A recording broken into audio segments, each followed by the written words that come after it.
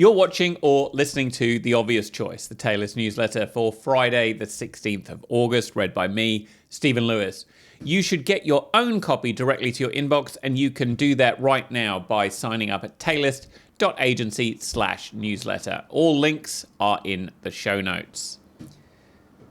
A quick tip for a Friday. The science says that you'll consider the price of a $97 course far more reasonable if you first read about Huckleberry Finn rafting down the Mississippi, which is 3,766 kilometers. You probably know about this science, the anchoring cognitive bias, which says that we anchor ourselves on the first number we hear. Anchoring ourselves on the first number means we compare the next numbers we see against that first number. 97 looks small next to 3,766, even though one number is the price of a course and the other number is the length of a river. So if I had mentioned the course price after the length of the river, the course price would have looked much more reasonable than if I had put the numbers the other way around.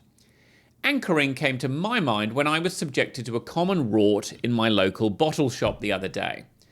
A case of Heineken with alcohol was $54. A case of Heineken with no alcohol was $50. The thing is that the version with alcohol is subject to a tax of about 30%. The no alcohol version isn't. Heineken or the bottle shop is counting on non-drinkers anchoring on the price they're used to, the price of the alcoholic version. That way, we won't clock that we should be paying more like $40 for our non-alcoholic beer. Like I say, the science of anchoring works. You've probably experienced it working on you. $99 crossed out in favor of $79 makes that sale seem good. Today's quick Friday tip is, therefore, that you inoculate yourself against anchoring. Always have this question in mind when buying anything. Is this price reasonable? And might I have been influenced by something irrelevant? That said, I also suggest you consider using anchoring in your own marketing. Nudging people to buy isn't unethical as long as you believe you're offering a product or service that will benefit them and you're doing it at a fair price. That's marketing. Stephen. By the way, rort is one of my absolute favourite Australianisms. It means fraud. Other favourites that I gleefully use include feral to describe a rough person.